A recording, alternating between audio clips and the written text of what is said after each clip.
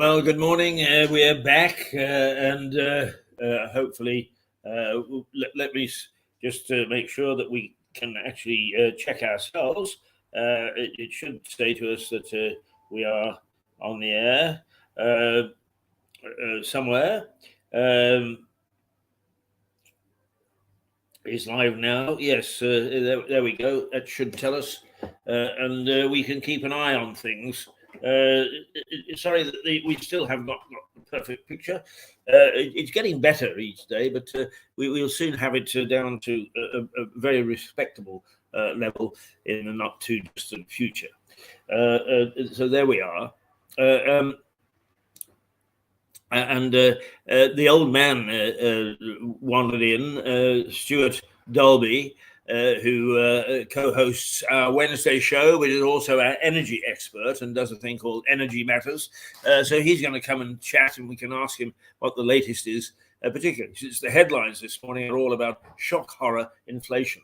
And let's find out how much energy is contributing to this shock horror. But just for the moment, well, first of all, let's do what I love doing is the Potter's Wheel.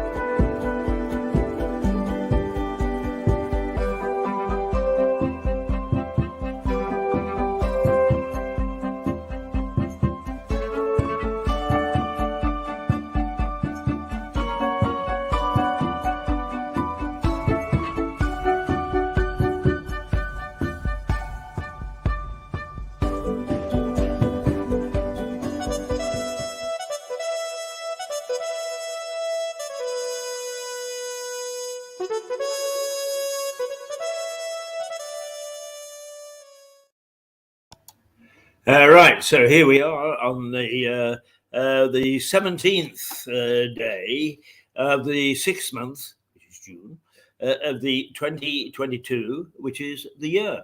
The 17 of the 6th, 2022. Now, coming up each Friday from now on, we shall have the return of Sarah Fitch Hayes, a lovely artist lady. She is bubbly. She's a load of fun. She's very talented and is slowly becoming one of the leaders of art in Sussex. So you can look forward on a Friday not to just see my ugly old mug as usual, but to see Sarah, who hopefully will chat to us, but also then give us a little exposition of her work. Now, there is some perhaps problem that she can get in early enough to come live, but Max, good old Max, who is turning into a man of all trades, can indeed do a video of her work, and we can show that on a Friday. To tease you with some of the interesting things that Sarah does. So the return of Sarah Fitch Hayes. So next week we should have a full house. On a Monday we've got Suzanne Mucho from New York, and we will have Fergus Wood on Tuesday, along with, well, we hope we've invited Mick Symes to come on Tuesday and give us all the latest gossip. On Wednesday, we have got, now who have we got on Wednesday? Well, we've got Max and Stuart with their energy matters, but also they host the day. And on Thursday, we will have Andrew Sloan, the barber, who is presently in New York, and unfortunately, we did get hold of him, but the signal in their hotel is not good enough to contact us and have a chat. Apart from which it's 4 o'clock in the morning. But now let us say that we are going to try to go to New York a little later to see if Melissa Conti is available with us this morning. But in the meantime, Stuart has gone to get himself a coffee so he can come and settle down and be his usual nuisance self, and can tell us what's going on.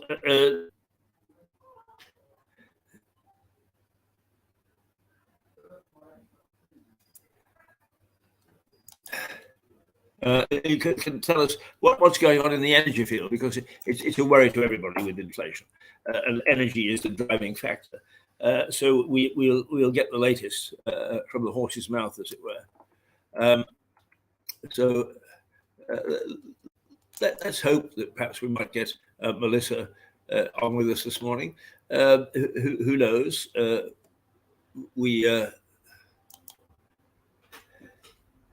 All sorts of magic things can happen on this sort of television, and we never quite know next what is going to happen. So we'll wait for the return of the saint. And in the meantime, while we're waiting for that, why don't we actually take a look at one of our very first programs, is Seen in Sussex.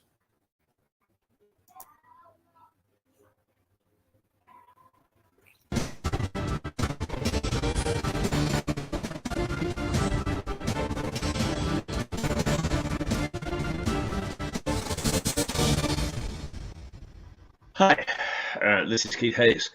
Just a quick note about our programme schedule for November and the beginning of December. We keep on creeping along, nudging along, getting new stuff for you. There'll be some updates on the Seen in Sussex that you have already. There'll be one or two other things that are coming along. Our friend Sir Generally down on Priory Park will be bringing you a little bit more history of the region. And also we will have our regular rants. Plenty to rant about. Don't make me laugh. Customer first. And of course we'll try and keep you up to date with the weather. But bit by bit we're adding more services, and as we go along we hope that we can satisfy your entire desire, and you won't want to go anywhere else but to watch Mirador television. We look forward to having you along, and do join us, but you can also catch some of our stuff on Facebook, some of our stuff on YouTube, but generally speaking, this is the best place to come, miradortelevision.com, and you can get absolutely everything that we put out, and some of it's not half bad. All right, now that was from our very first, one of our first Seen in Sussex, and I've come back now live into the studio because the old man has struggled back from chatting up. Move in a bit. Come on, move in a bit so we can see you. My dear fellow. Yeah, let the viewers don't be anonymous. Pull your chair together. Right. That's it. That is good. Right. Yeah. Right. That's not good. I need to get a bit nearer. There we go. Oh, cozy. Yes. Right. Now, one of the things that I wanted to ask you straight away, because it's in your area of expertise, is the headlines this morning, as if it was new, which it's not. Inflation is to hit 11%, and we're all going in for a very miserable time, and so on and so forth. But you know, if you look at inflation, is the things that oh gosh, we've got beauty now. Hello, Shannon. Hello. Come and say hello properly, because Shannon Now look at that. This is what I'm greeted with every morning when I get in here at 7:30, and it's wonderful. And she's lovely. And if you come into the White Hart, this is who you get to greet you, and it's a pleasure and a half, if I may say so. Oh my dear, you say all the right things. I do. Thank you. There's the lovely Shannon. Is the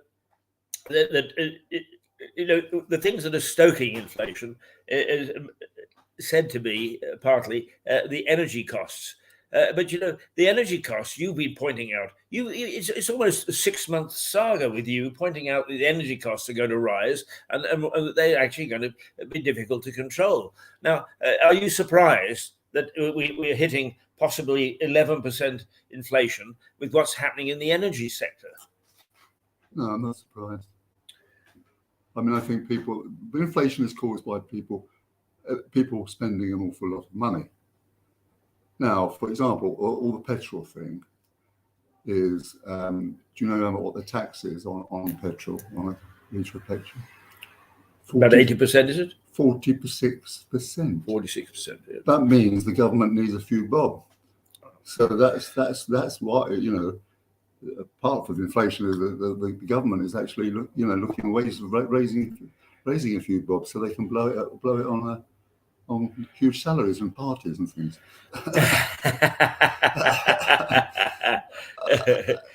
Well, the energy costs are just now ridiculous.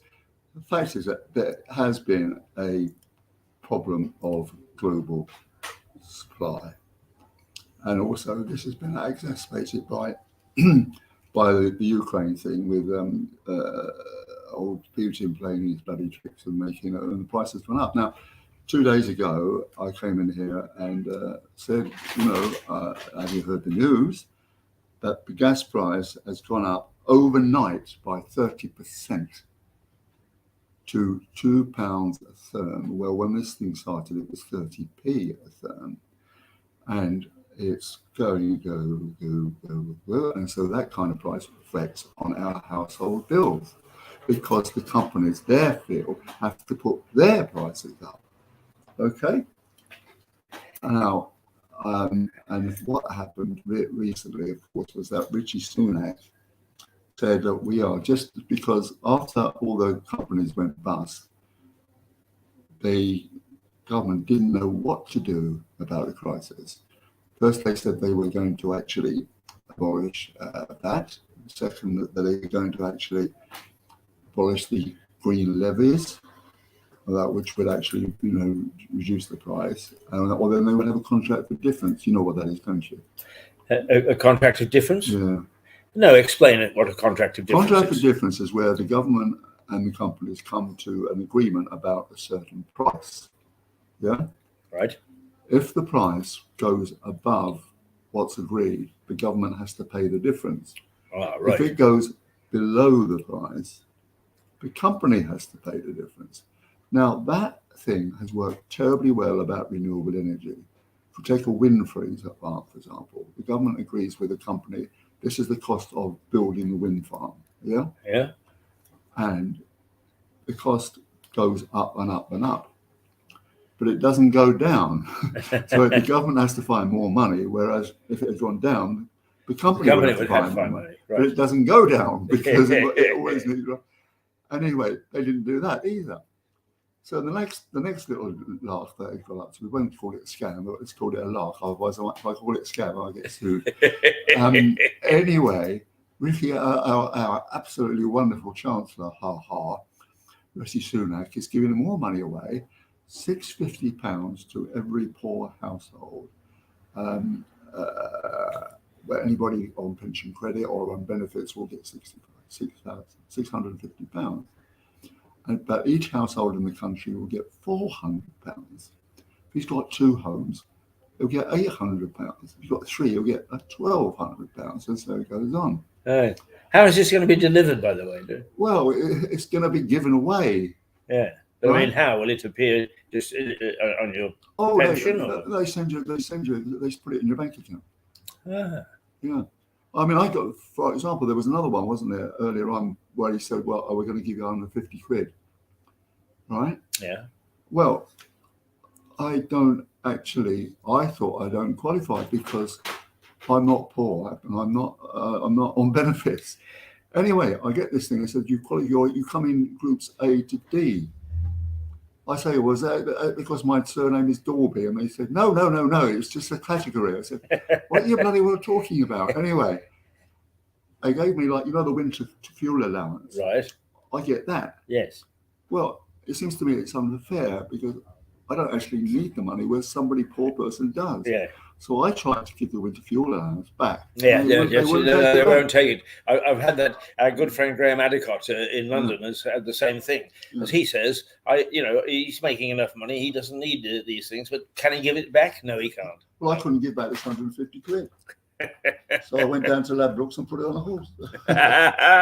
Lost the bloody how lot. did the horse go? Oh, he's still running, mate. Anyway. You could afford to put it on 100 to 1 shot, couldn't you?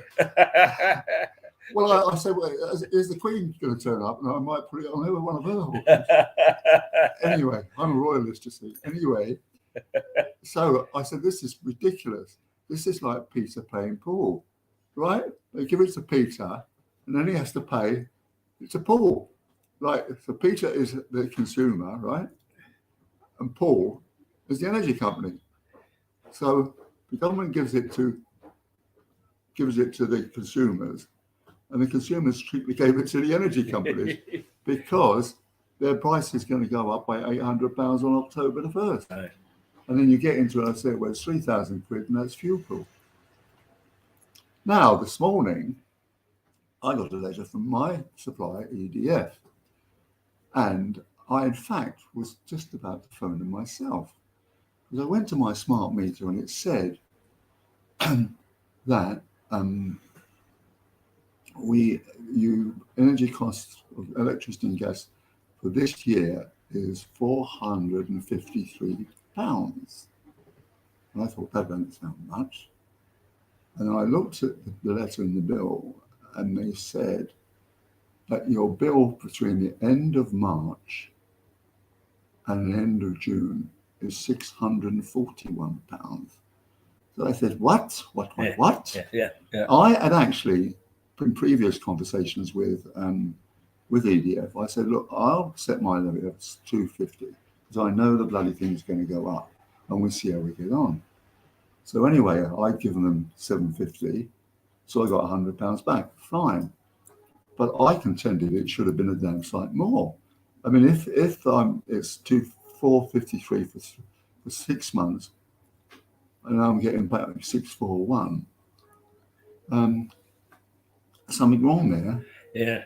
So anyway, I phoned them up and I said, well, what is this? He said, go to page 2, and you see, I could see what happened, that they put the tariff up from 20p a kilowatt hour to 28p. So it does slightly work out in that sense. But then I said, but no, if I carry on like this at the end of the year, for example, we have now switched the gas off completely. Okay. All right. So the only bill I've got is the little keeping the flame on, which costs me about 35 kilowatts All right. a week. So at the end of the year, I would have paid 2,500, right? And the bills would have come on present figures, 243. No, 236. So they will owe me about another 100 quid at the end of the year. Right. So no, 200 quid by then, won't it be? And anyway, I said, look, why is this? And she said, well, these are figures we've got here. So I said, it's different to the smart meter. She said, well, obviously. I said, what do you say about obviously? I said, look, I am going to make a complaint to the ombudsman about pure, very poor customer service. And I told you what the story was about. I work for the Financial Times and I said, I do have influence, I worked for the Financial Times for 36 years, but I left the Financial Times 21 years ago. If you Google me, I come up as working for the Financial Times. So on another occasion, I was writing an article about Ian Conn, who was boss of British Gas. And I started the article by saying the appropriately named Mr. Conn, and he threatened to sue me. And I said, I wouldn't do that if I were you. And he said, why not? I said, because you wouldn't like to appear in the Financial Times, would you? And he went, oh, no. So I said to this lady, right, my dear, I'm going to speak to the Osborne and bring a complaint about you about poor customer service and rudeness, and also ripping me off. And don't be surprised if you appear in the Financial Times. Put the fear of God into them. Yeah. But I've had the same thing with my supplier, Octopus. Yeah. I was paying I think £75 a month because I only have electricity, and that was actually paying off a couple of arrears from the place that I moved from. Suddenly they say, but what you spent last month, it was about double of what it was the month before. Now, I don't understand why, even with an increase, it's gone up 100%. So I've got to deal with them. But, you know, the thing that bothers me is, why is it we, the consumer, that has to do the dealing? We don't have a huge staff the way that they do to deal with these things, is they expect us to. I am thinking of discounting off my bill the amount that it takes me to do their administration for them. Right, so I mean, we ought to sort of say time wasted listening on the telephone. Yeah, absolutely. I said you're only second to the Lewis District Council. Yeah, well, everybody is second to Lewis District Council, and when you get through, is they don't know they're in Eastbourne. They don't know where Lewis is. Yeah, quite. Isn't Lewis one of the islands in the Hebrides? And the funny thing is, you know, is that they're all beginning to. That Lewis is probably much better off than we are. And the funny thing is that. No, it's not. No, there's no all over. You're thinking about the Shetlands. Oh, right. Okay. Do you know that BP has now got power to do west of Shetlands, and Shell has got one to do the west of Shetlands. That's the newest field. That's right. But what they don't know is that I was in your business and I know a thing or two. And another company I used to write about was called Faroe Petroleum, which is west of Shetlands. Right, Faroe Isles. And yes, and they hit upon Igneous Rock. So Mr. BP will find he might hit a load of Igneous Rock, which will break his bloody drills like nobody's business. Oh dear. But just going back to getting through to places, is I really do find you know, everybody is gearing up now because Boris is in trouble. So everybody is gearing up to use their spears for the next election. And we've got people who are already nominated to run in this district for MP.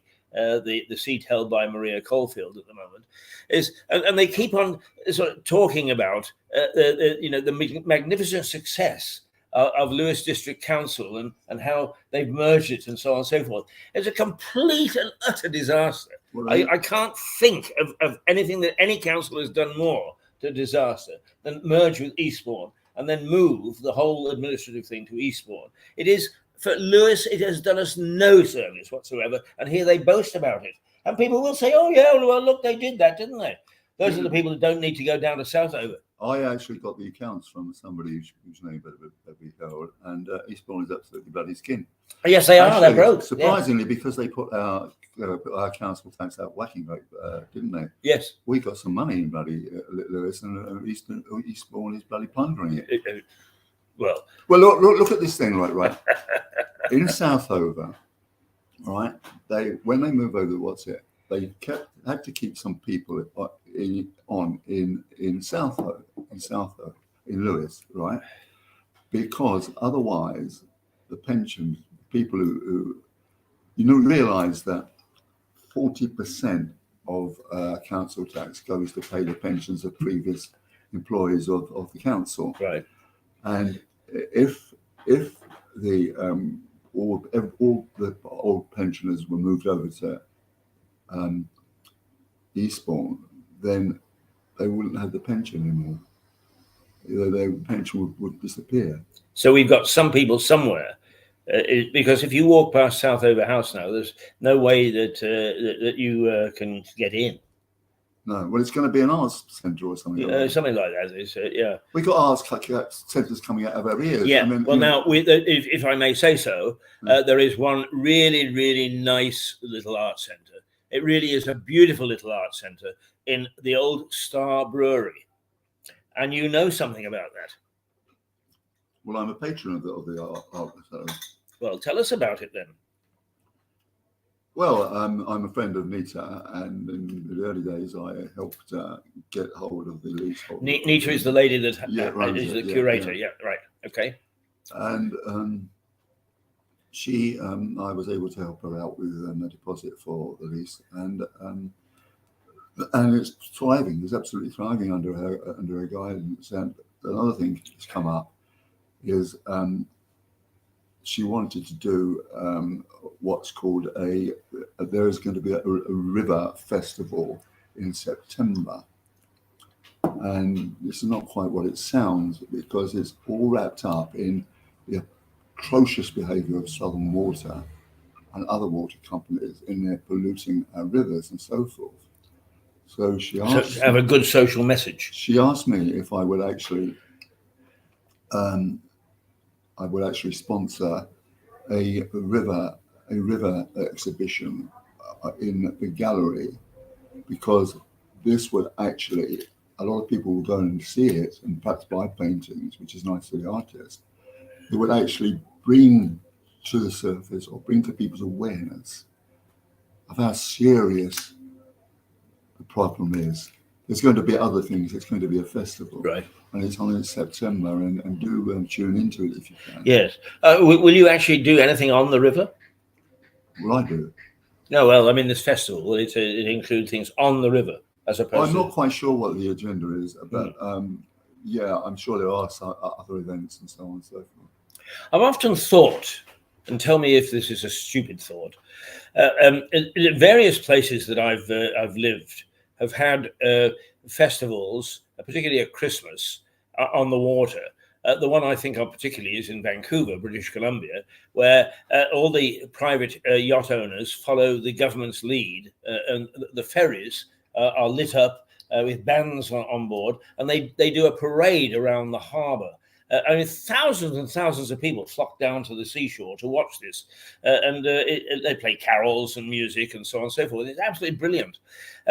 Secondly, when I first came back to the UK, I worked in Birmingham just for a little while at the BBC, and we actually saw the beginning of barges going along all the canals, because, as you know, there are more canals in Birmingham than there are in Venice, and the barges did the same thing, and that became a nice little festival.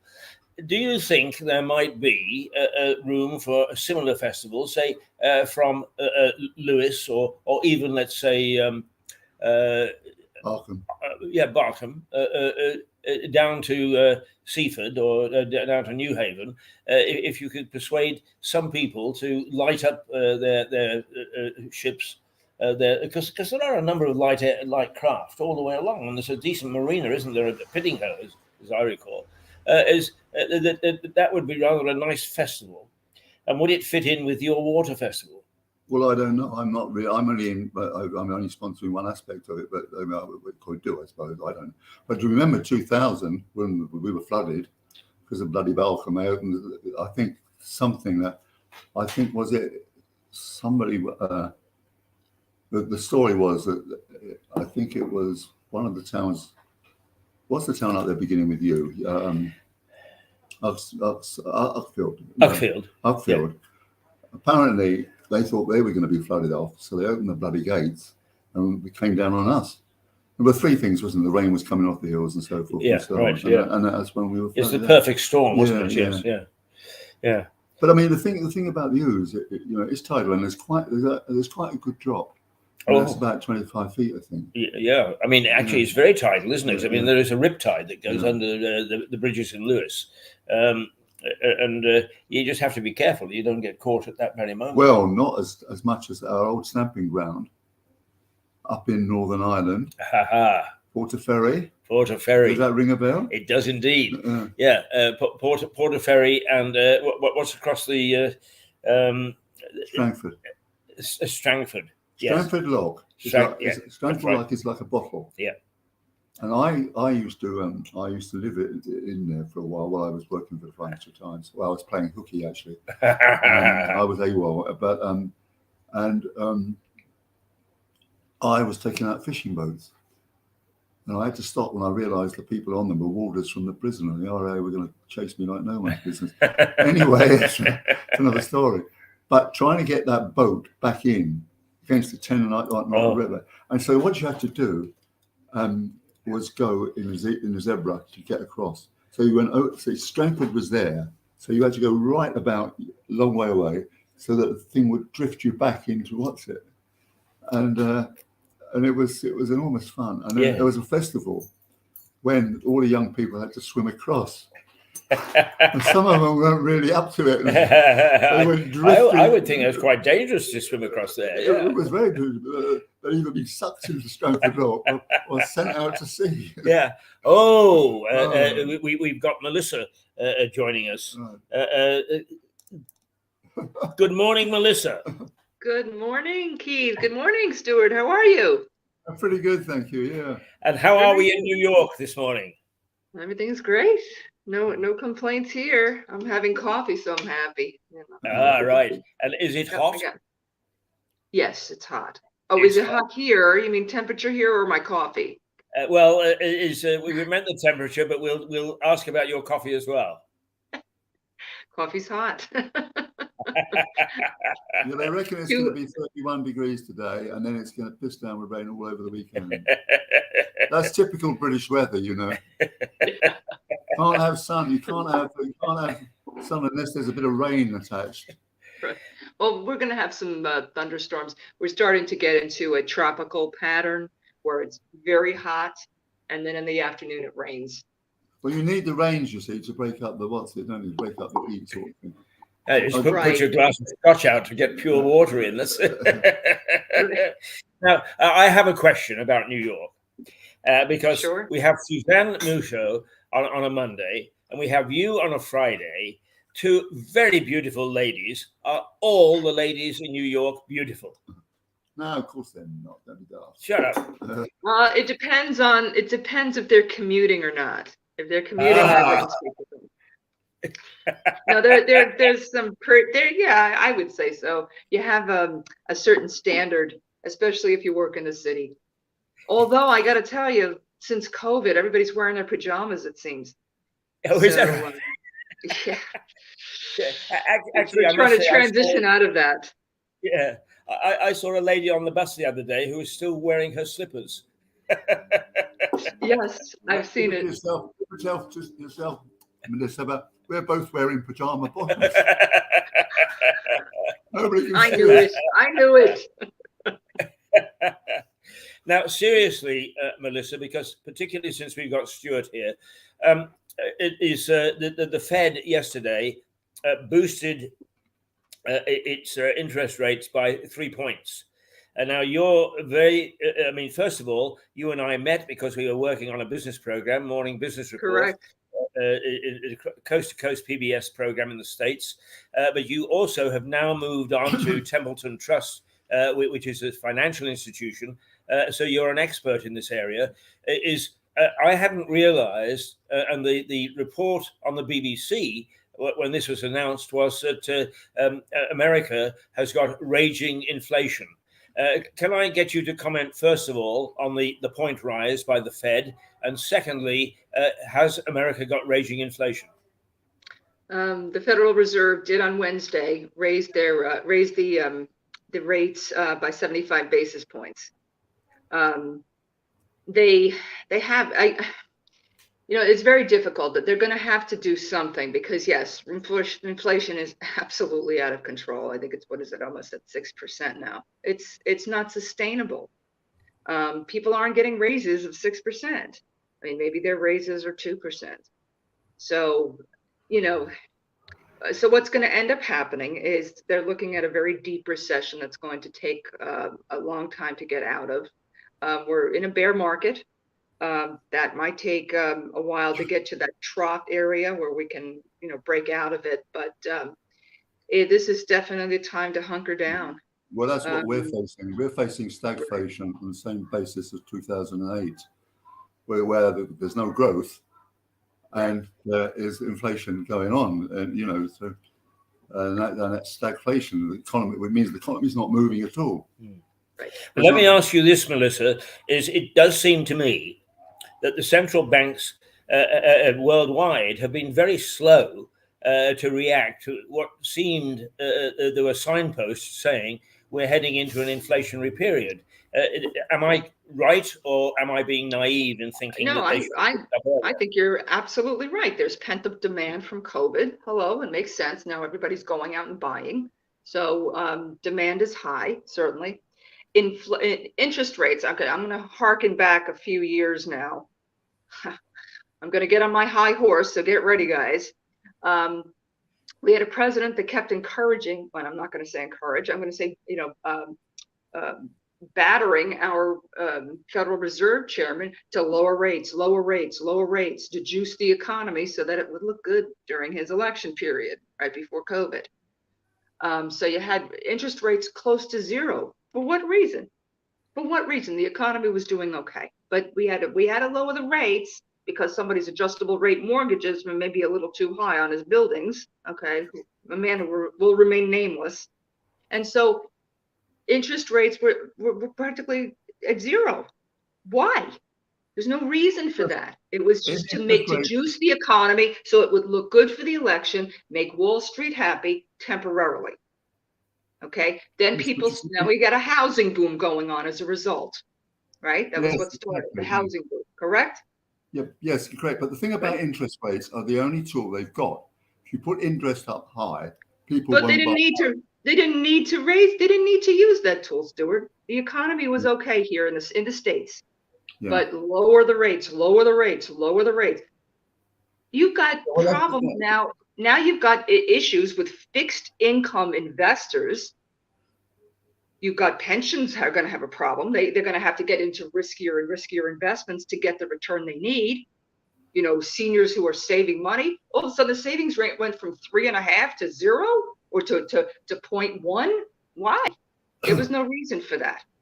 So to me, that was the start of it. And of course, the U.S. does. All of a sudden, the world has to follow.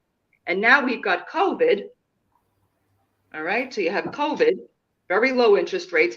COVID comes out. We come out of COVID, and now everybody's got a shopping spree. Now we got everybody's got to buy a house. Everybody's got to buy a house. Interest rates are low. Interest rates are low. Did nobody expected this to happen? Seriously? Well, so yeah, I think you're right. The point is, Melissa, that our economy is not in good shape. I mean, I'm talking about prior to COVID. Prior to COVID, during the run-up of our election in 2016, it was not in bad shape. No, but we had 20 years of low interest rates, right? And therefore, people thought, well, we got a mortgage rate of 1%. Goodness sake, let's buy the house now. So the idea is, if you put the interest rate out, well, you got sort of 10%, then 1/3 of the cost of buying the kind of thing is interest. It's like credit cards, isn't it? Really? Yes, exactly. Yeah. But the thing is that the only tool they've got is to put up interest rates, but then it comes to the point that they are unsustainable as well. I mean, do you remember back in Black Friday in the UK when it went up to 15% when they decided that they were going to try and get into the European financial situation, go into the euro sort of thing, and that was an absolute disaster as well. Let me ask you this, Melissa. Is the current situation, as it begins to worsen, transferring into discontent amongst the public generally? Well, I'd say there's a lot of factors that may go into this discontent. We've got a very interesting situation here in corporate America. You've got people who don't want to go back to the office. You've got CEOs who are begging them to go back. I go back in a hybrid situation. I don't mind it. But to be quite honest with you, there's really no reason why people would have to go back unless they are client facing or they need to do something with equipment in the office. For a good majority of office workers, there's, you've got a very costly commute. Some people like me commute 3 hours a day. And I basically come into an empty office. No real reason for me to be there. And so, yeah, you're going to see, especially if corporate America gets a little bit heavy-handed with ordering people back to work, you're going to see a huge increase in discontent. So, we've got here this morning, we have a travel crisis that EasyJet has had to cut down a load of flights because they haven't got enough staff. The staff have not come back. They won't come back. The people who do the tickets. I mean, look, I was at Gatwick the other day and it was packed to the rafters and they didn't have enough people to go get you through security and so forth and so on. And there's not enough people handling the luggage, there's not enough people to man the planes. And it could, it will do EasyJet a lot of damage because these people, maybe they've got other jobs or maybe they just don't want to go back to work or whatever. All right. Can I get to the point that I was going to ask you both? But first of all, Melissa, if I can ask you, can you see this discontent boiling over into some sort of civil disobedience? Well, I mean, I think most of the time the civil disobedience will come because of a specific issue, or it might come, in perhaps the lower income neighborhoods. Civil discontent because of the economy, it's too vague of an issue. So it would have to spill over into, I don't know, here the abortion issue is a big issue. Gay marriage is right. Coming up for decision. Yeah. But the economy would actually spur this discontent. I think so. I think so. All right, Stuart, let me ask you the same thing about here. Well, I think this is absolutely right. I mean, you think about climate change. It's just too big a subject and it's too vague. And it's not going to happen anyway now for a few years. We'll be all right. Right. But people won't do anything about it. But and there are other things, aren't there? That more. Well, we've got this thing called Extinction Rebellion here, and they're going on about climate change and so forth. They haven't got the foggiest idea about what to do about it. In terms of let's have more wind farms or let's do this or do that. And then they stupidly they go and alienate anybody that can actually help them, because they stopped to try and stop the tube trains, and people were going to work got fed up with it, and they sort of pulled people off the trains, and people said, "Look, I want to go to work, go away." So the problem is just too big. So you're right. You've got to have some kind of specific thing to actually have a go at, to actually focus on. Okay. Well, Melissa says possibly it may be the abortion issue in the States. What issue do you think will be the trigger here? Well, I don't know. Boris Johnson. Well, I mean, actually, I don't think that's as stupid as it sounds. In many ways, a lot of people are looking at Boris and saying, "God, I wouldn't want to be prime minister with everything he had to face," and there is some sympathy for him there. But by the same token, he's shown himself to be fairly elitist and out of touch with what a lot of people have. He's almost been a Marie Antoinette, let them eat cake. He could be the reason.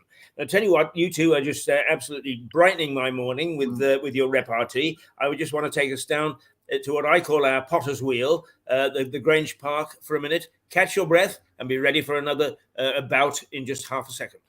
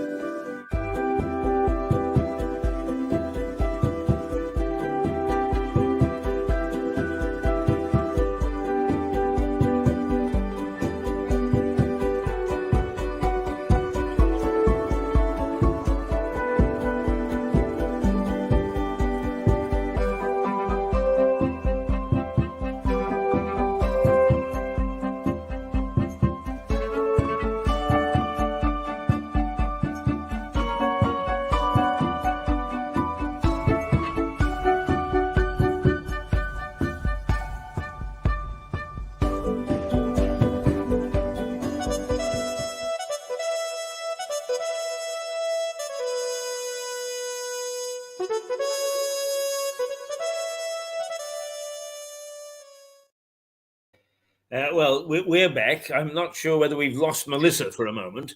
We'll. Oh, there she is. Add to stream, it says.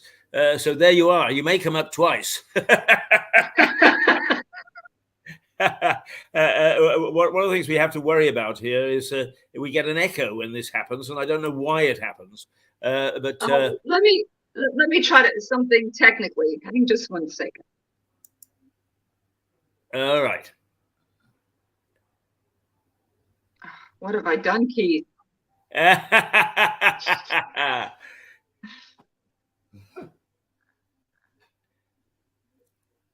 going to try and get kick from studio. How does that sound? Let me kick you from studio. Kick the guest. Right now, there we should be all Very right. Good.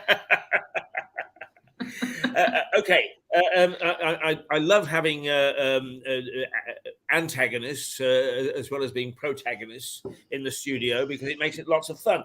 And actually, Stuart was getting all upset the other day because we had one of the gentlemen that leads an organization very much like Instinct Rebellion or whatever the hell they call them. Extinction Rebellion. Yeah. And Stuart was getting out. How can he think that? How can he think? I said, get back in there and tell him he's full of hot air. That's what we're all about. Is at the moment we start to agree on this program, we've had it. The mouth that roars. Right, Melissa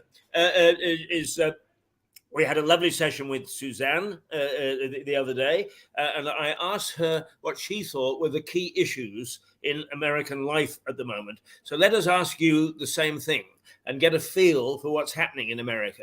I know that really it is silly to say America because it's such a vast, sprawling continent, and what you think in New York is not necessarily what they're thinking in Los Angeles.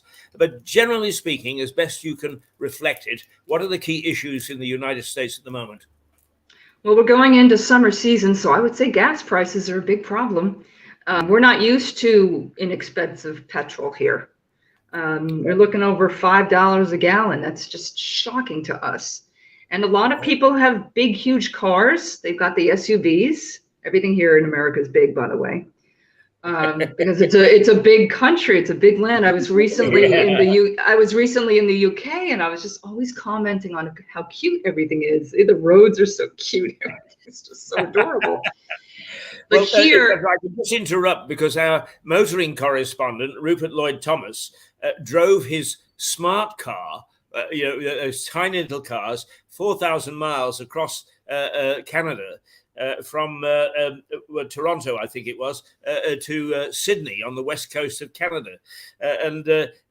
He did it in this tiny little car that got lost amongst all the big ones. But at one point, he diverted and went onto a road in the United States, and the police called him over because they'd had reports of a golf trolley being driven along the motorway.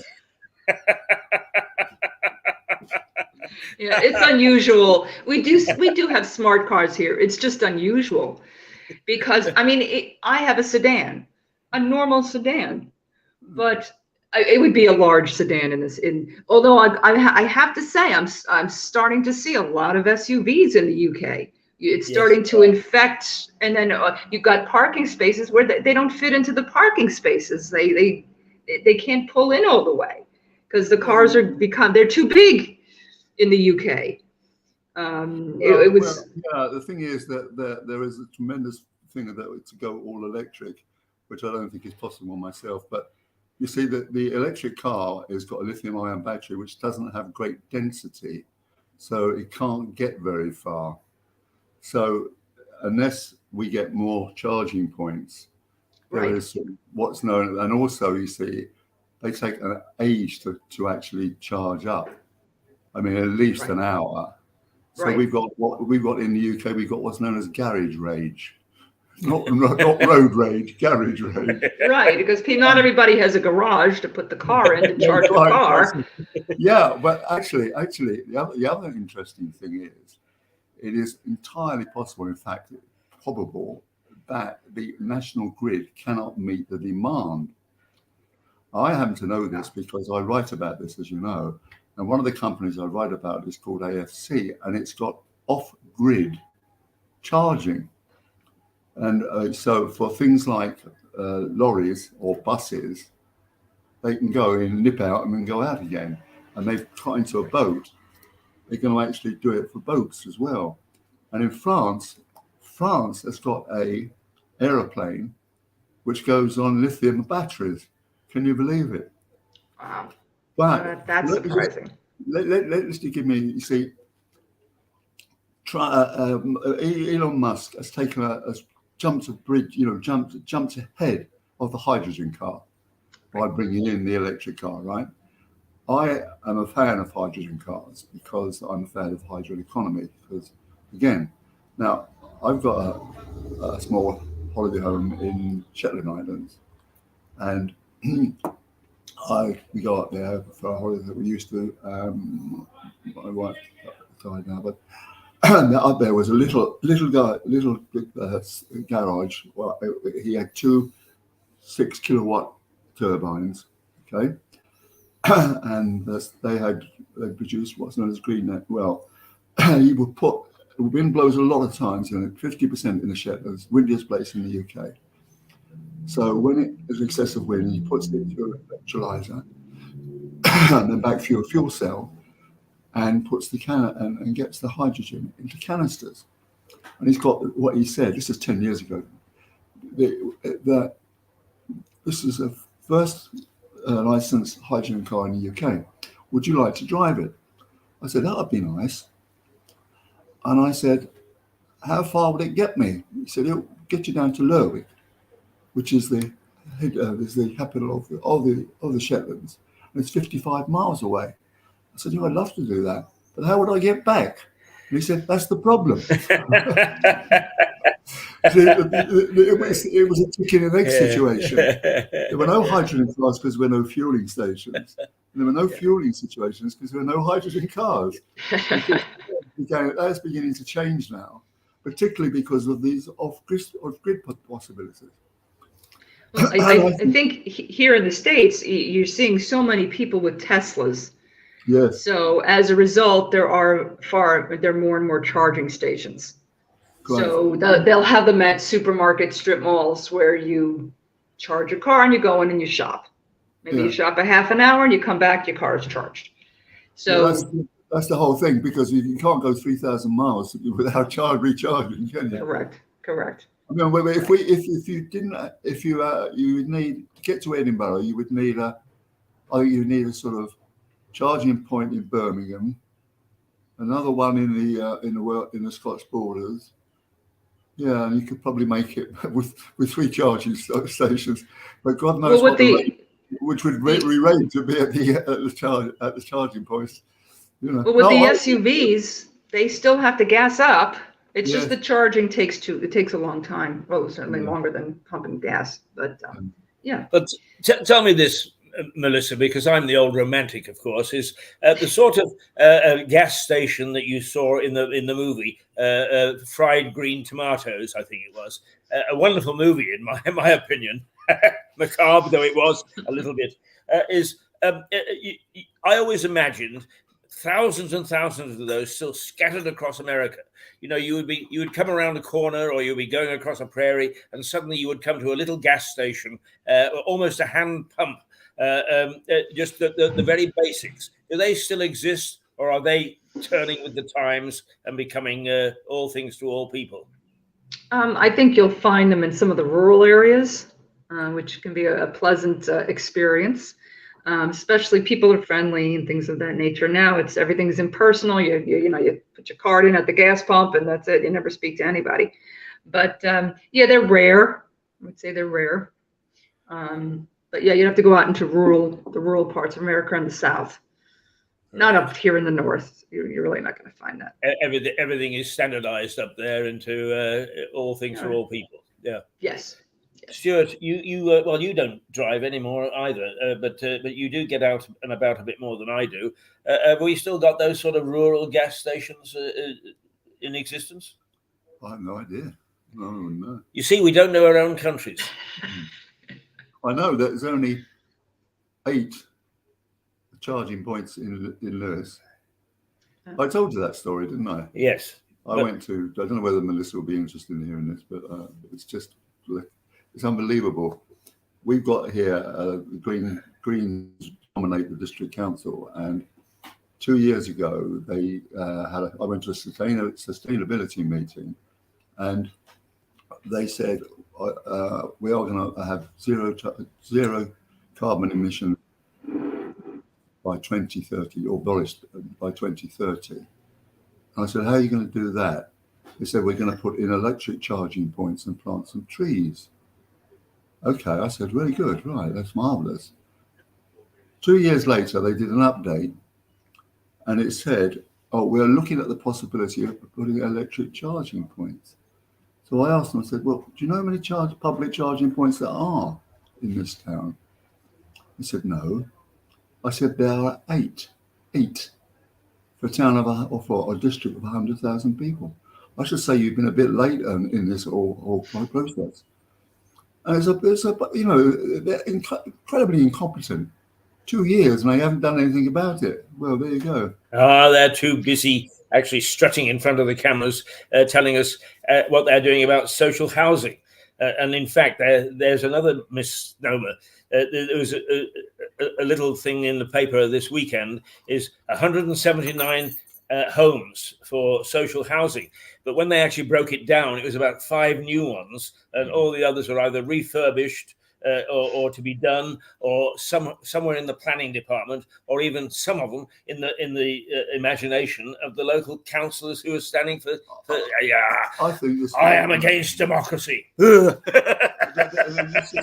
this social housing and affordable housing, it's all a bit of a myth, actually. I mean, when I was chairman of the Friends of Wellman Scrubs, which is the green space, I mean, the buildings, Sadiq Khan, he said, those buildings that are going up, we're going to make them affordable housing. And I said, well, what do you call affordable housing? He said, 60% of the normal rate and 60% of the selling price. I said, look, this is surrounded by Harleston and East Axon. They're a poor district. Nobody can afford 600 bloody quid, for an affordable housing. And it's the same thing in Lewis. They talk about affordable housing. Affordable to who? Right.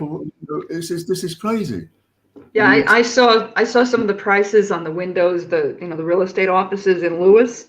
Yeah. And I was thinking to myself, I was asking a colleague of mine who was, not a colleague, but anyway, asking a friend of mine. We won't tell your secret. It's all right. Thank you. I was asking him, how in the world does somebody possibly pay? I understand here how they could pay the prices, and it's similar to my county where I live in New York. People here, $250,000 a year or more. So I understand how they can certainly afford those houses, and it's 35 minutes to the city by train. How do they do it in Lewis? An hour out. I mean, how long does it take to get to London? An hour. That's it. Yeah. If you're lucky. Yeah. In fact, That's crazy. An hour from here would not be as expensive. Melissa, Lewis is a destination now. It's one of those places. It's the second richest county town in the whole country. Now, people, particularly during the year, came down to Lewis because the schools are very good, right? Point one. So they come down here, and they're not very welcome. They're what's known as DFLs, down from London, and they're really, most people think they're like somebody from Mars, And I went into one of the Lewis Arms where there are a lot of very Lewis nationalists. Our kids can't get on the mortgage ladder and all the rest of it. And I said, well, what do you think if you're not qualified as a DFL? What would you do? And they said, I don't know. I said, well, try filth. So what does that mean? Failed in London, try Hastings. Oh dear. Anyway, to go back, you see, the people coming down here, they're taking out, our kids can't get on the mortgage ladder, that kind of stuff. They can't get on the mortgage ladder, they were born here, why can't they buy a house, etc., etc. And it is a problem for young people. It is. I'll tell you, that's a good point, because my son and I were discussing that. So you talk about an issue in America, and I'm far from it because I'm I'm pushing 60, and I own my own home, and it was Oh, come easy. It was on. easier. No more than 40 at the very most. Oh, No, right. I'm sorry, I forgot. Right, Lisa, people say to me, "How old are you?" And I say, "I'm 77." And they say, "Oh," I said, "You're supposed to say I don't look it." My God, Melissa, you don't look 60. You look about 40, for goodness sake. She is only 40. She's just ribbing you. I'm actually more like 14 some days, but especially when I'm with my colleague. Anyway, let's yeah. So I think what's happened here, and didn't happen to my generation so much, is that the kids, certainly maybe I'd say maybe 20 years younger than I am, we're basically sold a bill of goods of, you have to go to college to be successful, and you got to take out these huge loans in order to do it. Everyone jumped on that bandwagon because they're backed by the government. And so the colleges started increasing and increasing because it was a guarantee. The kids have to pay it back. It's not a secured loan. They have to pay it back. So if they take out a $200,000 loan, they can't discharge it in bankruptcy ever. So they either pay it off or they die. That's the only way that those loans could be discharged. Yeah. So they're stuck with, the minute they walk out the door, they don't even have a job. 6 months later, you got to start paying. It's like they're enslaved by these ridiculous, and for what? It's not true here, actually. It's not true here, Melissa. It's so sad here. You have no idea. So how in the world are they going to afford a house? How do they afford the rents here? The rents here are outrageous. They're absolutely crazy. Yeah. For a little one bedroom, $2,000. Yeah. For what? So how in the world would you ever, be able to save for a down payment on a home? You can't, because you still have to pay back the $200,000, which is like a mortgage. Yeah, well, a lot of young people in this country are simply not going to college. Yeah, that's the problem. They're just, I can't. Well, I think that's a positive. I really do. Well, I mean, why should everybody have a degree? I mean, one of the most stupid things that I've ever heard is that the Police Federation, about 6 months or so ago, said every policeman should have a degree. A copper on the beat should have a degree. I mean, how stupid can we be? Well, I'm in agreement with you. I'm in agreement with you. The problem with that is that John Major turned all the further education colleges and the polytechnics into universities, right? So you got people taking degrees in hairdressing. They got you got a degree in car valeting. 3 years doing car valeting, and you're really very good at polishing up a car. But all you need to say is, I got a BA. Yeah. And I just find, what's happening is the colleges, they have such, they put so much money in administration, and then they just have adjunct professors. What? I thought it was an education. It's about administration. Oh, now we have a pool. Now we've got a pretty pool. Now we've got a pretty tennis court. We got What about the education? Yeah. They don't pay the professors. It's outrageous. You can actually avoid it in the UK, because after a certain time, if you manage to dodge paying, they just forget about it. I know. Oh, no, I've seen. Not here. It's you have to pay it back. There, isn't it? Yes. Yeah. It's the banks. Well, it's here. It's the government, so what Stuart is saying is, if you're clever, you like dodging taxes, you can dodge repayment. I mean, the favourite way is to get 17 PhDs, so you're about 85 before you need to pay it back. Right. Exactly. But here, I mean, it's not unheard of to end up in default of your loans as you go on in life, and end up with owing $300,000. $300,000. There are people out there with they're working hard, they're working 2 jobs, and they have negative net worth constantly. They just can't get out of it. It's a vicious cycle. It's so sad. It's so sad. Yeah, absolutely. And then they want to do student forgiveness, $10,000. Seriously. And it's another issue. It's another issue because as you know, I work very hard. I paid cash for my son's education. He got a scholarship. maybe it was 125,000 in cash I had to pay. That was a lot of money. So Oh, now, absolutely. so Whoa.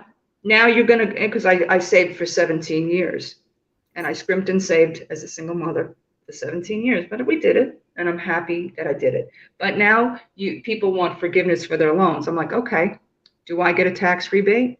Yeah, exactly. What about you who worked hard for it? Yeah. Right. Let me, we need to sort of be as broad as we possibly can with the topics. Now, your son, and I actually mentioned this earlier in the week, your son and you went, courtesy of Miles Jenner at the Harvey's, not Harvey's Tavern, the Harvey's Brewery here, went and took a look. Do you have to go? No, I'm coming back. Right, okay, he's coming back. He's enjoying himself. When we started this, he had to leave within 5 minutes. You see, he enjoys himself and stays for the whole thing. Look, I only came here to actually rescue you. He is going to replicate Harvey's bitter in your kitchen. Now, how's he getting on? Well, I'm not a beer expert, but I have been watching a lot of brews that have been coming out of the kitchen. The latest is a lager, and I'm sure it's going to be really successful because I think as a home brewer, as a brewer in general, you have to be patient with the brew. Right. You can't be opening up the smell, or you have to be patient with it. You have to put it in the right temperature. So we made the Harvey's brew. Everything was going very well, but I think it was the placement of the fermenter and then the constant checking. So it didn't work out well, but he's learned his lesson, and I bet you anything this new lager that he's made is going to be phenomenal. Right. But it's not a bitter. How are we going to get it over here so that Miles Jenner can? That was an issue because I'll have to wrap it up in my luggage, and you know how what they do with the luggage on the plane. They just toss it, right? Yeah. Hope like hell it doesn't explode in midair. All my clothes will smell like bitter. Yeah. Now, I took time to ask Suzanne the same question because I'm particularly interested in the fact is our ignorance of the way of life in the United States, whether we talk about New York or whether we talk about the hinterland and some of the more rural areas, is quite enormous. For instance, if you say grits to somebody in this country, they have no idea what you're talking about. But I said to Suzanne that I was disappointed that surf and turf now tended to be the filet mignon. That's okay, but they give you shrimp instead of lobster tail. Now, what sort of food is prevalent in your world? What sort of food do you actually eat, particularly when you go out to eat? Oh, wow. Well, number one, the portion sizes are huge, which is why we're all huge. And I mean, I think in New York, for example, and I'm sure Suzanne could verify this, there's more of because it's a maybe more educated, more money, people are trying to be healthy. So you're going to have things like more salads, you're going to have maybe more fish. So you're going to have people who may be more health conscious because they have the money to do so. But as you go out in the world, especially in the South, and I love Southern food, I've got a Southern background, and my family's from Tennessee, the food is not healthy. It's delicious, but it's not healthy. It causes a lot of health problems, a lot of fried foods, absolutely delicious, but it's, and then of course maybe you have to go into the poor neighborhoods and they don't have the supermarkets. They don't have the major chains. So they don't have a really great variety of fruits and vegetables. So they'll eat potato chips or they'll eat junk. It's all junk, fast food, a lot of junk food. So it really depends on where you're talking about in America. So, but yeah, I would say, because, having just came back from England, I think there's a similarity. Like you'll go to Waitrose, for example. I thought that was great, but there's a lot of packaged foods, a lot of, but you have the option of buying the fruits and the vegetables. I'm not going to say it's cheap, but yeah, it depends. Also depends on the income. Depends on your income. Okay, now a couple of years ago, and I've got it tucked away, so it's going to come out this Christmas. Is SantaCon. But I talked to you just a little bit ahead of that, and we actually chatted on air as you were walking along the street, going to meet some friends in a restaurant. What sort of restaurant were you going to, and what sort of food would you have eaten that night? I would have gone into probably an American type bistro. So you'd have things like fish or steak or chicken, lots of chicken, and you'd have an option for a salad. You'd have some appetizers, which might be fried calamari, or maybe you might have some Mexican nachos, or so maybe my plate, because I just happen to like it. I like fresh foods. I'd have a salad, and maybe you'd have a fish, or maybe you'd have a pasta, and then maybe you definitely would have a very huge dessert. Like brownies with ice cream, or you'd have pie, or you'll have in some of the nicer restaurants a creme brulee, or So there's a similarity in the UK, I would say, for now, sure. If I can find it somewhere tucked away in our archives, is a Thanksgiving with Melissa Conte and her New York family, who are fascinating, absolutely fascinating. Oh boy! Yeah. Now, what did you have on that occasion? Do you remember? That's so great. My family is Italian New Yorkers. So you have to have many courses. You've got to have your antipasto course with the cheeses and the olives and the peppers and the bread and the butter. And everybody, there's because it's a very long table, lots of people. You have to have two sides with all of that sprawled out. And then you have to have your pasta course. Maybe you'd have, your braciole, you'd have the ribs, you'd have your ravioli. And then I know I'm sounding very New York Italian right now. And then you get to the turkey with the cranberry sauce on the stuffing. And then the dessert, forget it, the desserts. 5 pies, 3 cakes, cannolis, pastries. And how long does it take to get through all this? You'd start at 1 and you end at 8. It's wonderful. Wonderful. And of course, you have to have, my father would always have his scotch when he was alive. He'd always have the little bit scotch. And then of course there's wine, and usually my family, that we don't drink that much, but so you'd have ginger ale or ginger beer, as you would call it, water. My family, I would say, for an Italian family, very health conscious. All the ladies have to be skinny. So I'm like the obese one in the family. So well, obese isn't something I would call you, believe me. Now, there was a wonderful character there, Uncle somebody, who was what everybody sees as a Brooklyn New Yorker. Uncle Bill? Yeah, Uncle Bill, that's right. Yeah, Uncle Bill. I love Uncle Bill's wonderful. He's it was always Uncle Bill and my father, and maybe Uncle Tony, and they would, my father would always sit in the back, and he was not a talker. My father was a gorgeous man. I used to call him Pretty Boy in the Marines, and he would just sit back there and he would just listen, wouldn't say a word. What do you think, Joe? I think it's good. So, but Uncle Bill, sometimes he'd say some inappropriate jokes, and then the ladies on the table would look at him. What? Very strong ladies in my family. Very strong. Well, I have to say that having watched that and shown that movie or that video, is that the sense of family amongst you is very, very strong, and I think that's an important element today. Right. I think with COVID, it's chopped it up a bit where, that was difficult not seeing everybody. I'd love to see everybody more. I'm more of that. Come on, everybody, let's get together. So, but yeah, it was recently my cousin Billy had his 60th birthday party, and that was fun.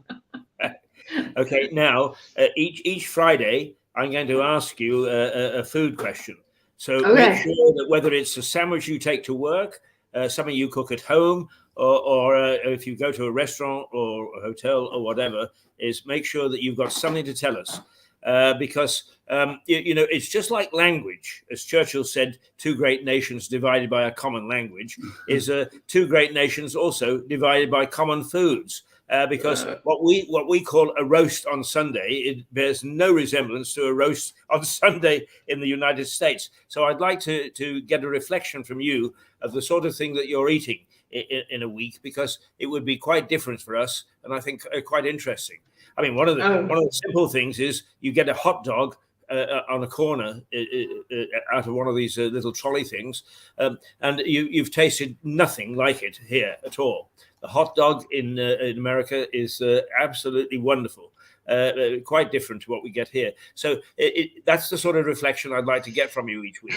Look, they eat tomato as well. We eat tomatoes. Right. No, it's tomato, and it's not courgettes. It's zucchini. Thank you. But they eat potatoes. Potatoes. A potato. Yeah, potato. We eat potatoes. Oh, it's so funny having just come back. I was encouraging my colleague to have a lot of salad and berries instead of ice cream. That was great. Well, you're not going to wean me off ice cream. We were very sorry to have missed you. I hadn't realized that you were going to be here, and it so fell on the Jubilee weekend, and right. you came down for our Jubilee celebrations, but they were in the afternoon. And right, we were busy doing things in the afternoon, and then you had to leave, and by the time we actually got around to doing our bit there, you'd gone. So that was a great pity, but you tell me that you're going to be coming back quite frequently. Oh, yes. So that's great. So we shall see a lot of you in Lewes, and on some mornings, I'm sure that you will appear live here in the White Hart Hotel. That would be very nice. I would enjoy that. Absolutely. I'll probably be coming up. I'll be coming up, I think, in November, that end of November after our Thanksgiving. Right. After I stuff my face at Thanksgiving, and then I'll come and see you. Well, you should come at the beginning of November here in Lewes, of course, for Bonfire. Believe me, you've never experienced anything like it. I was very casual. I mean, this is way back in 1990. Is the first year that I spent here, and somebody said, it's Bonfire. And there seemed to be a little bit of activity where I was living at that particular time. I didn't pay too much attention. And then suddenly, wham, I was hit by this incredible atmosphere, an incredible activity, which goes on all day long and halfway through the night. It is absolutely remarkable. And since then, I've had people down as guests who once again say, "Oh yeah, Lewes, very big on Bonfire, isn't it?" Because they've heard that it's very big on Bonfire, and within an hour of being here, they are absolutely gobsmacked at the atmosphere that's created on that day. It is truly remarkable. So you've got to get down here for the 5th. Well, when my American friends ask me what Bonfire is like, I say, well, imagine this: it's Mardi Gras meets the Ku Klux Klan. I like that. That's perfect. That's perfect. Yeah, well, I'll see what I can do in terms of arranging visits. Okay, Keith. Right. No, it is worth seeing. Actually, it's quite an event. Right. Okay. It's 4 minutes past 11, and let us tell everybody today is the 17th day of June. In the month of June, as I said, and in the year, not exactly a year to remember, or a year to remember in not favorably in 2022. But however, the 6th month, let's see what happens in the next 6 months and see whether it can lift the gloom that we've had to suffer and the bad news that we've had to suffer in this particular part of the of the world. And also, it is reaching 24, 25 outside today, and it's going to hit possibly 30 tomorrow before we see some welcome rain on Sunday. So if you're a sun lover, it is time to get out. And Melissa tells me that it is very warm in New York. So if you don't like what we've got here, hop onto a plane. You can't, can you? Because EasyJet is cancelling flights left, right, and centre. Who did you fly here with, Melissa? British Airways. Oh, British Airways. Good old BA came through, did they? I got to tell you, it was a fantastic flight both ways. The flight back, I had 6 seats to myself, and they gave me 3 meals or 4 meals. Wow. Melissa, my daughter's coming over from California for a few days to see me, and what does she pay? $1,400. I would say from California, yes.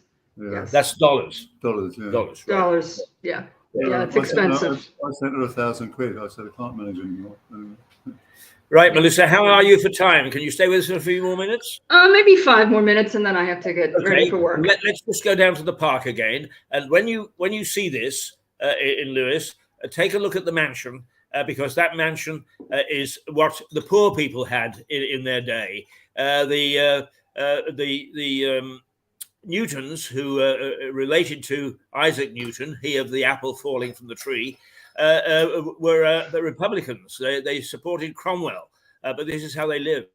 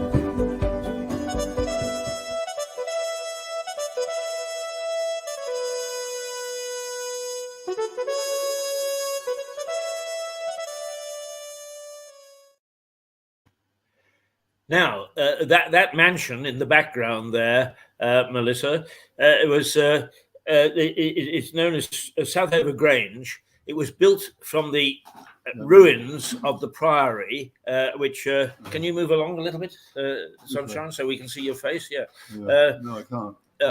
Well, actually, perhaps if we do this, there we are. We've got his wonderful countenance back again, without losing yours.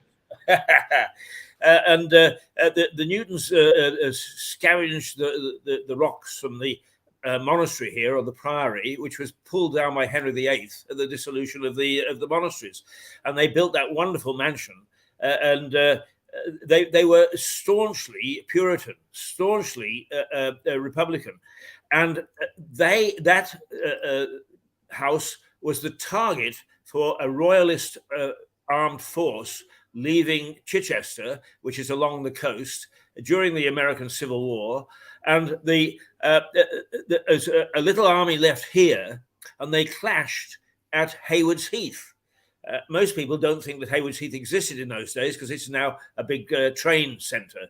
But that's where they met, and the royalists from Chichester were put to flight by the Puritans of Lewis, and the Southover Grange was safe, and the royalists had to go back with the tail between their legs to Chichester. So there you are, a little bit of English history. Very good on Lewis's history, aren't you? Not bad. Very good. Now, one of the things I showed the other day, I showed a scene in Sussex, and the last story was one Melissa talking outside a bridge which was being built over the Hudson River, I think. And just how is that bridge doing now? Because you did the live opening of it.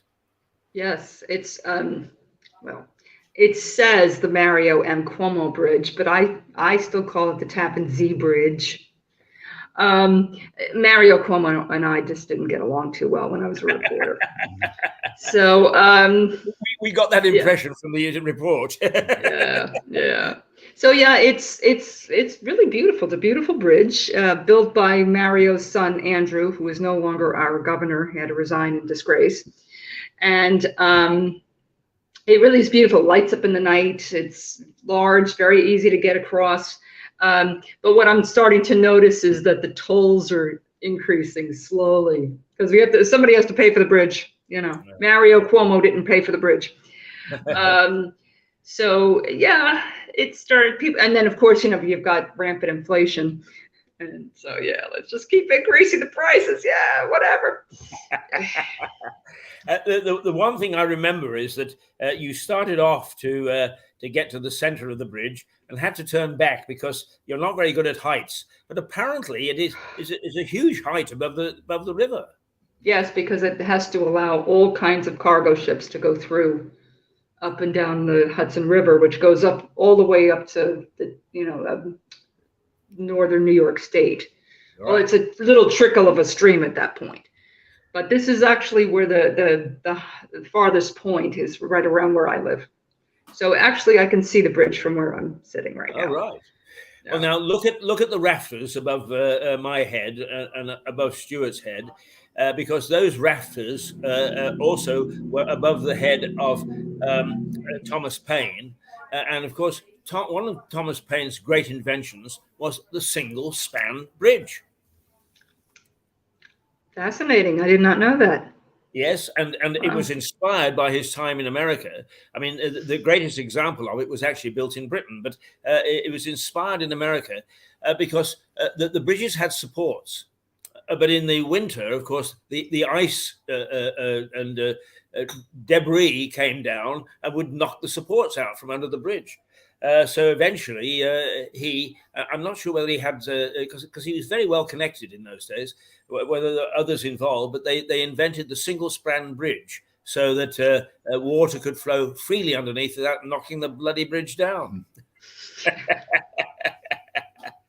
So next time, you see, you will sit here and you will sit with us under the rafters. Where am I gonna fit, Keith? Well, we actually have got, through magic, we're able to get three of us along here. I'll have to pop my head in the middle of you. Hello. Oh, well, now that would be wonderful. Melissa's little pop. Maybe I'll bring my colleague again. Oh, absolutely. Actually, I wish you would, because your colleague, and I'm not naming his name, but your colleague was actually a vital part of us getting going and again in Mirador Television, and we would love to see him back on. Because of COVID and coming out of it, he's been so busy that he hasn't been able to do any of that. But hopefully he will see some stability, and we can see him back on perhaps once every couple of weeks. You can work on him for that. Yeah, I might have a slight bit of influence. Yeah, absolutely. Get ready to go to church. Only church I go to is All Saints, and that's right. Well, Melissa, it's terrific, and I know you actually. Is this today one of the days you go into the office?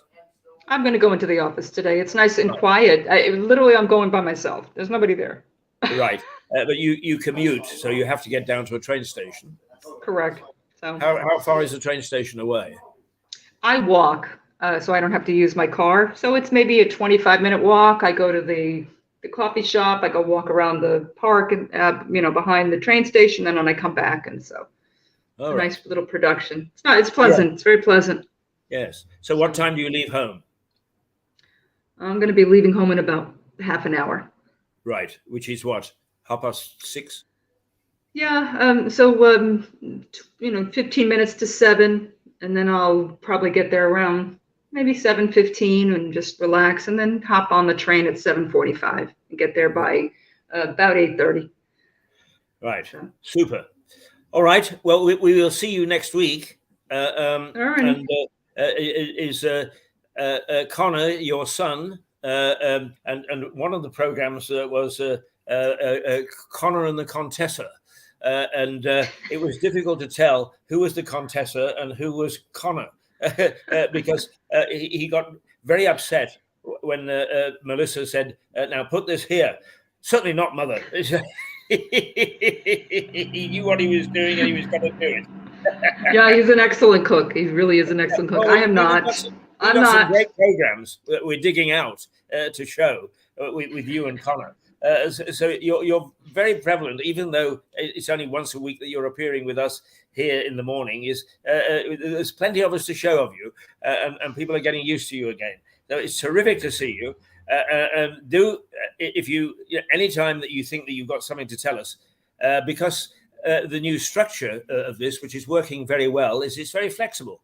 The other day, 2 people walked in and we said, hi, how are you? Oh, great, they said.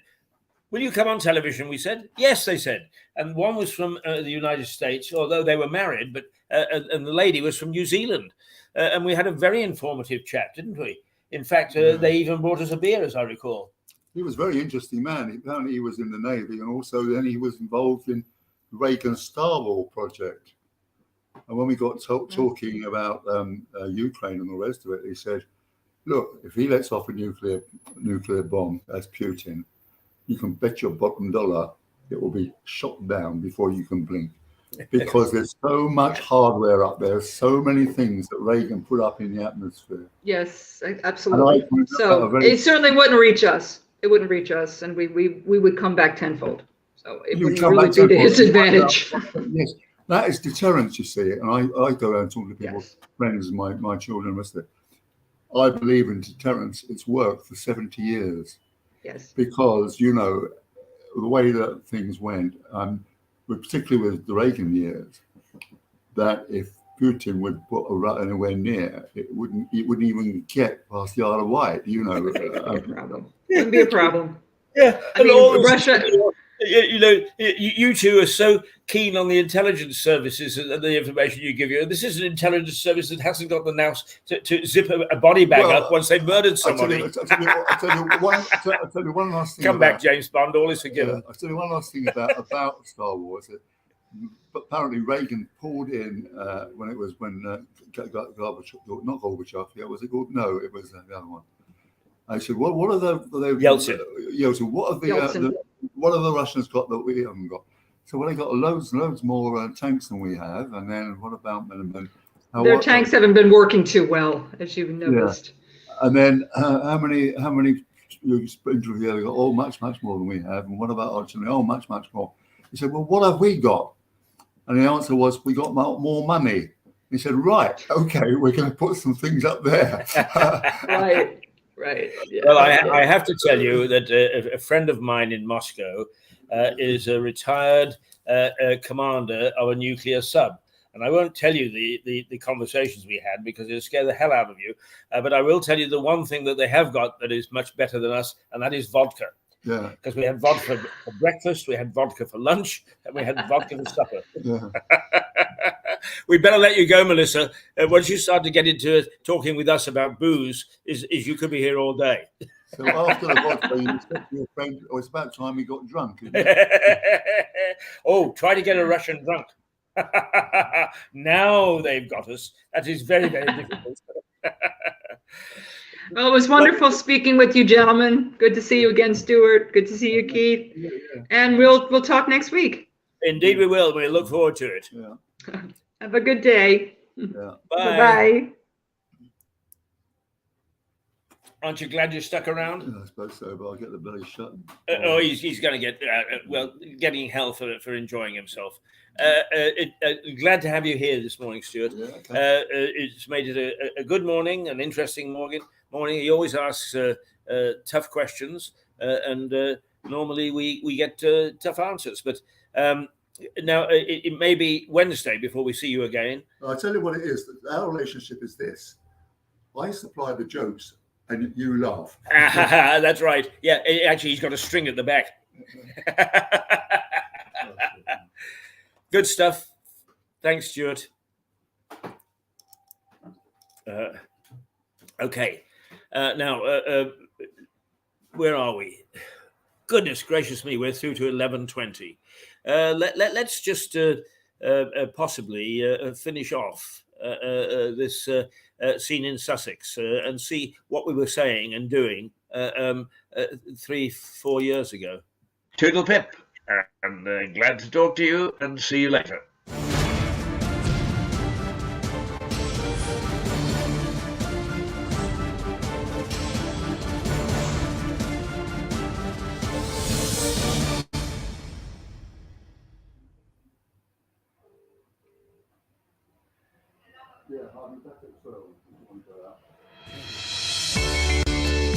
Now there's nothing like the English pub. I love popping into my local. Little chat, a little drink, and all is right with the world. The pubs have a long history in England, and here's the British Council to tell us a little bit about them. A bit ideal sounding, I think, to begin with. But what the heck? This film was made in 1944, and if they appreciated a pub then, who can say them nay? Oh, good. Yeah, but we're just coming to the end.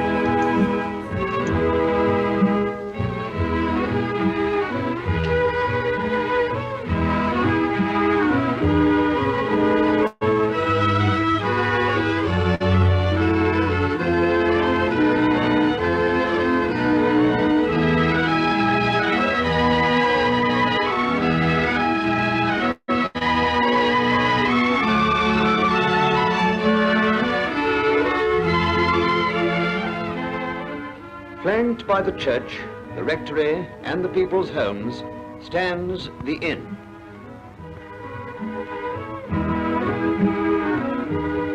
In its shade and beneath its roof, men of all degrees and of all opinions meet in comradeship and comfort.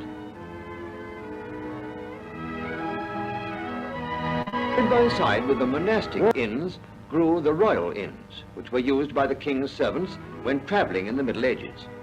A house in each village was selected for their accommodation.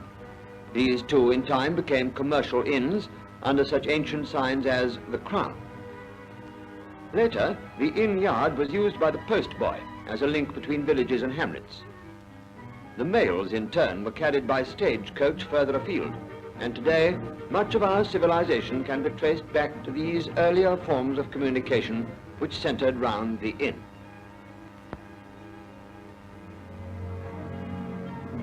As the inns grew more important, their yards grew larger and galleries were added. These formed a convenient theatre for strolling players, who often used the inn for refreshment after their performance. By the beginning of the 19th century, coach travel had become more popular, and the tavern was used as a coaching station. There, luggage was assembled, and passengers would be taken aboard prior to the long drive across the English countryside.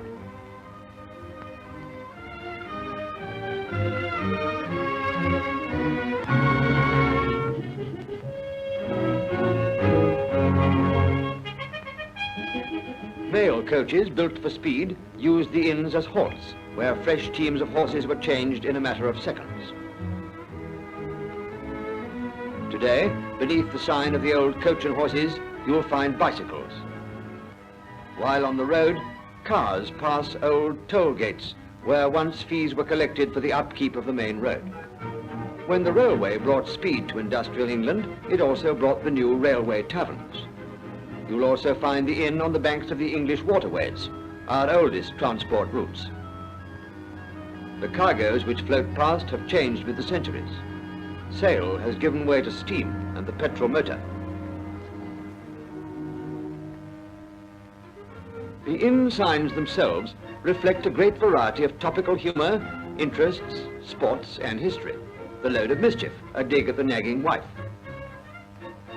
The volunteer, from the days when warfare was more casual. The White Hart, crest of King Richard II. England's St. George fighting the dragon. And England's St. George refreshing himself afterwards. The Six Bells with its two meanings. the row barge to remind us of more leisurely days, and the cross-handed highwayman of when our roads weren't so safe, the fighting cocks, memories of an old English sport, and the airman to bring our inn signs right up to date. Travel along the English road today and you'll find the modern inn, there to refresh all travellers according to their means. Its appearance and amenities differ widely from the village tavern, but its roots are the same. It merely reflects the temper and taste of a new and swifter age. Well, 1944 was a nice, swifter age. I wonder what today is or what they would make of us today. But anyway, the pub still exists, and that's absolutely great. Well, now food and drink. If you remember, I was trying to get on a food show. So let's take a look.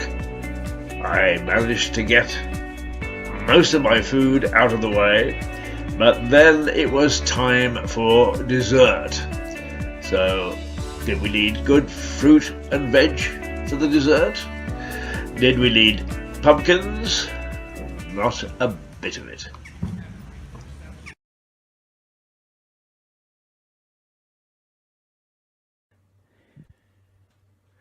It's been a lovely lunchtime.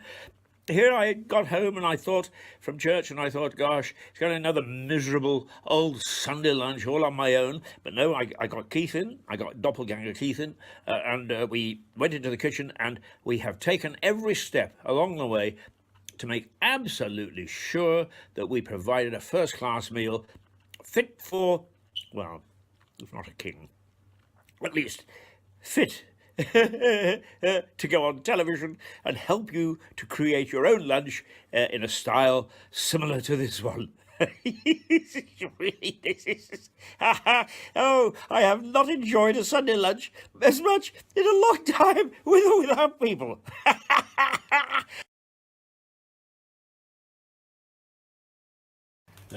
There we are. You see, it's very important to have opened that tin of peaches before we actually put them into the dish, the dessert dish. So there we are. We'll just rely upon looking at them and salivating over them for a moment before we actually go. There we go. All right. Now that's rather a lot for one chap.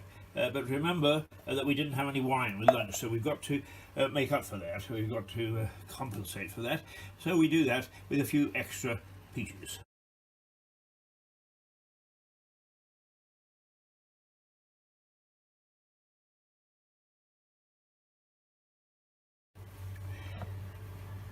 Now here we go with the ice cream.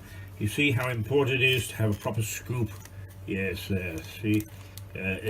Scoop away, put it gently onto the only one hand, you see, that's the trouble, only one hand, not easy with one hand, but there we go, it's getting there, a bit lighter.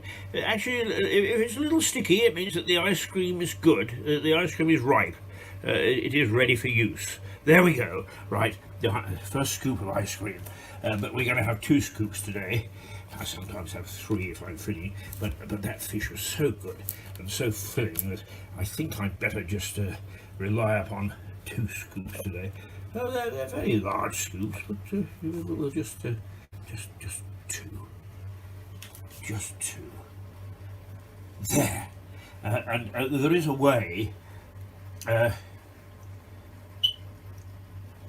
There is a way. It's the way you use the wrist to actually get the ice cream, because those scoops are terribly important to the taste. If you don't scoop them like that, it affects the peaches. The peaches don't taste as good. The ice cream, therefore, isn't quite the flavour that it should be. So do be very careful the way that you scoop. So now I'm going to enjoy a dessert. And there you go. One of us must go through, and one of us must go home, so I'm hoping that this is the award-winning dessert just to top off that magnificent fish lunch. I think that I'm going to leave you now because I really want to enjoy this.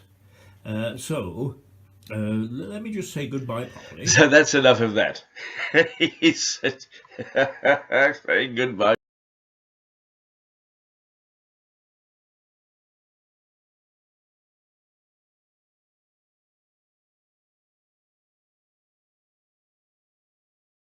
You can't hear me because the mic was muted, but that was my Sunday lunch. A tin of peaches, an ice cream, and we were happily with our feet up afterwards, and a nice brandy. And my Sunday lunch dessert was full. We've had a wonderful morning this morning. Stuart has been in. And with his usual caustic comments, as I have roared with my little mouth, my big mouth, and we've had Melissa from New York keeping us up to date what's happening in the Americas. So that's it for today. Toodle pip. We will see you again on Monday, and we look forward to it. And I hope that you look forward to seeing us. Till then, bye-bye.